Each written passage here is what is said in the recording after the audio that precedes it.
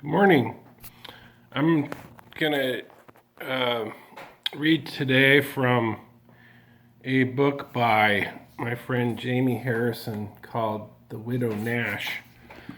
Some of you have probably heard of Jim Harrison, and if you haven't, you probably don't realize it. He wrote The Legends of the Fall and many other wonderful books. I love his poetry, even more than his novels. And according to Jamie, he considered himself a poet more than anything. So Jamie is Jim's daughter, and she started out writing mysteries, and I'm sorry to say that I haven't read any of her mysteries, but this book, Widow Nash, came about after several years of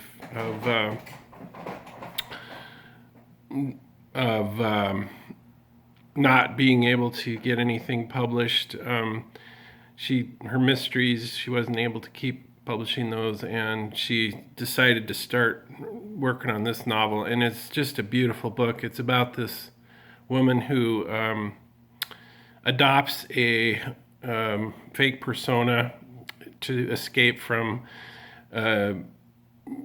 overbearing, wealthy father and a husband who's a friend of the father's.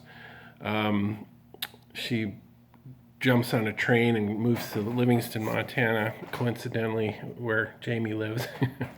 You can check out our podcast, Breakfast in Montana. We did an episode on Jamie and her dad that was really fun, where we interviewed her. Anyway, I love this book. Chapter 1, Almost All Souls Day. People paid attention when they arrived because Carrie was beautiful and Dulcie had jilted a rich man. Dulcie hadn't been to the city since, and when she had a glass in her hand, she found she enjoyed the spiky, expectant whispers, the open curiosity. They wore black dresses and masks because they were in mourning for Martha, but most of the other women were pretending to be Marie Antoinette or Cinderella, and the dust from their powdered hair dropped like dandruff. Dulcie studied the men, skimming over the earnest costumes, kings and knights for odder types like headhunters, sheiks, and Vikings.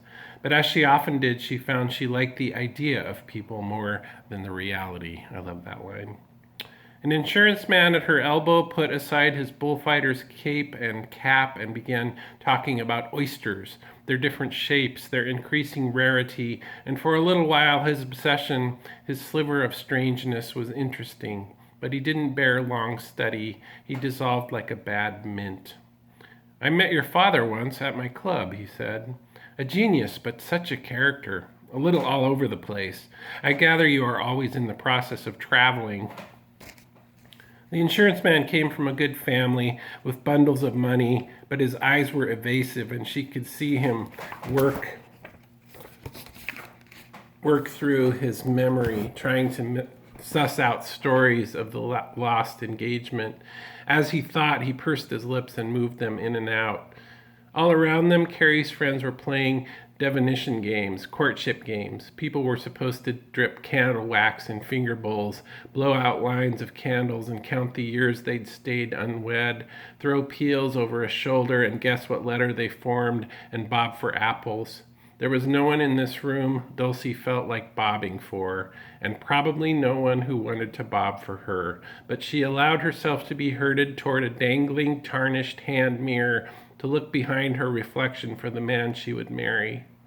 For Carrie, who'd left a trail of peels every Halloween since she was 3, the man in the mirror was peach-faced, hovering Alfred Lorimer, who seemed to expand with wine and her attention that night, not so much opening like a flower as swelling like a sponge.